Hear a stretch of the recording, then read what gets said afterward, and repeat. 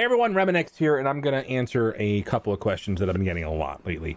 And the question is, what is up with the new Gamora and Nebula reworks? Should you focus on the characters, and are they worth maxing out right away? And the answer is hold, but you don't have to hold for long, because we are probably a week, less than a week, potentially, away from this next patch. Depends on whether or not they take some time off for Memorial Day or not, but it's incoming soon, and there should be some more hype about the team. And so we got to go over a couple of things that stood out to me from their kits, and more importantly, some things that I think are interesting. So let's talk a little bit about Nebula first, because Nebula is probably the character that may be left off her team, but probably shouldn't be. Yeah, you could probably throw Surf around there as a fifth and get a very similar result. I think they did leave that flexibility for some of this because of the idea that not everybody was going to be able to get her right away or whatever. But I want to talk about something very, very interesting. So she didn't get a huge upgrade to her power. The 20% health, damage, armor, focus, and resistance doesn't seem large, but it is going to be amplified by gear and levels. But I want you guys to understand something that we're seeing more in the game, and as a matter of fact, we'll talk about ISO level 2.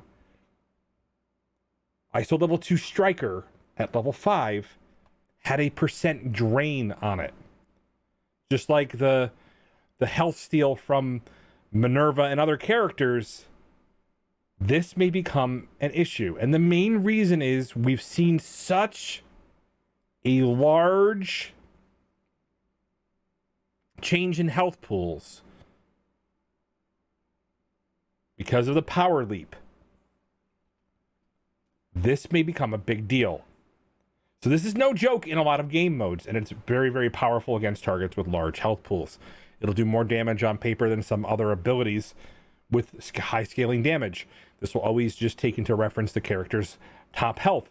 So if a character like, I don't know, Dr. Doom was there, you're going to be taking 10% of the target's max health. And more importantly, we'll have to see if this changes the threshold mechanics, much like the lifesteal does, so you can avoid things like Dr. Doom's speed up, offense charged from Black Panther, and other on half health abilities. There's something to take in consideration that makes her substantially better than she has been. That being said, she's not going to be a damage machine, but she's going to be providing a bunch of counters, a bunch of evades for her team. Okay?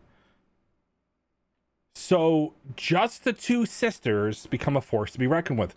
So one of the things that's been interesting is as they've leveled up, or as they've brought up more characters into relevance, some characters have stood out as mighty reworks. Night Nurse, while probably really good in the end game, probably doesn't have the impact that these character reworks will have for new players.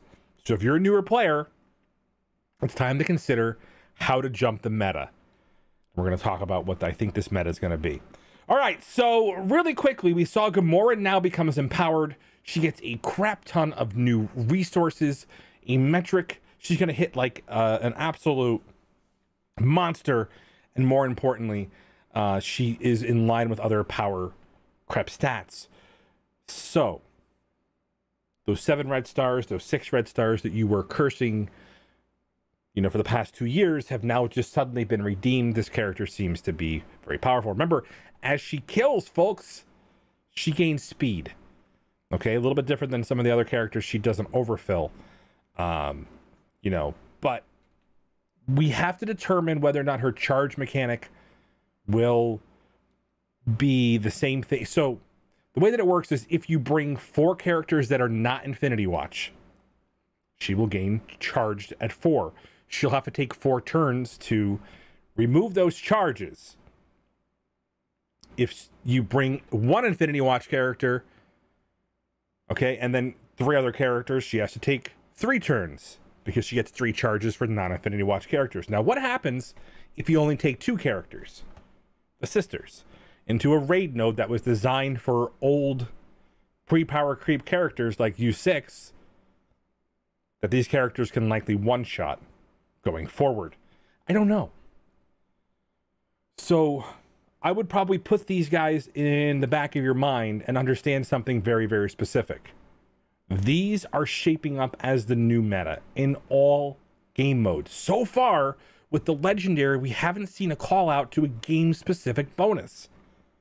The fact that they're giving themselves the safeguard on spawn is huge. Calls out to whether or not they're going to have it in war, on war defense, and the like. This is a big deal, and it should not be overlooked. All right, so if you are considering bringing these up and a new player, it is your first few weeks in the game, this feels like BO 2.0 and not body odor, Black Order 2.0. Okay? This team was substantially better than everything else in the game for a long time. Only concern we have is we don't see a bunch of on spawn speed up, or do we? Okay? They get a bunch of retaliated revives, things like that. So where Black Order had that speed, that early action speed, that was the big difference. But like I said, at the end of the day, this team is shaping up to be in a brand new arena meta. They are going to be able to negate a lot of the power of Silver Surfer. They are able to negate a lot of the power of Kestrel. And so at the very least, they're taking away two of the newest power creep characters. And then the problem you have is, can you get Adam Warlock? Well, Adam Warlock is by far the most restrictive legendary we've had in the game. Not only do you have to bring up X Factor, but you have to bring up a legendary from another team. This is the first time that we've had a legendary lock behind the legendary that didn't even use their own team.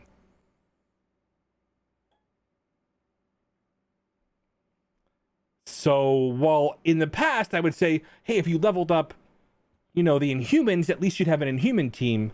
Well, this time you'll have X Factor and Jubilee, and the X-Men are nowhere to be found yet. However, this will be a war defense team if this winds up, and this is just 3 members.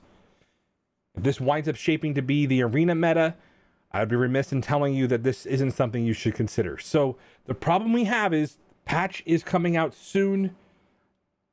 I would probably say these characters are definitely worth consideration. And by the way, I had forgotten Gamora was skill. I thought she was bio for some reason. She's skill. So a character that's in flux will obviously help out and do some of the other raid nodes. And man, oh man, just excited to see what the rest of the team does. They don't have to do much to make this team more broken than they already are. And I anticipate some kind of crazy things. So as a new player, I would definitely consider take a look at day one what we're doing. I'm gonna bring up my Gamora to probably leave her at G1270 and take her into some older content to see how she does with the reworks early on. So stay tuned to the Twitch channel. We'll definitely do some testing on the ground. And here's the last piece of the puzzle. The overall impact for the game for me when I was playing with the ISO test is I didn't feel more powerful. And I don't mean that ISO level 2 is not good. It just didn't feel like I was getting that exponential leap in power where I was hitting things so hard that they fell over dead. What largely has been happening is the health pools have been outpacing the damage we're doing. Yeah. Something to take into consideration. The health pools have been outpacing the damage we're doing. So something like this, especially if it's coded on assist, which she does every turn, well, that could change the game. Stay tuned, guys. Patch should be coming up. We'll have some patch hijinks as usual. Love you much. And remember, I do things so you don't have to. And this is shaping up to be the jump the meta moment that we've been waiting for. And hopefully we can evaluate that on patch day and give you guys full clear options in that regard. Love you much.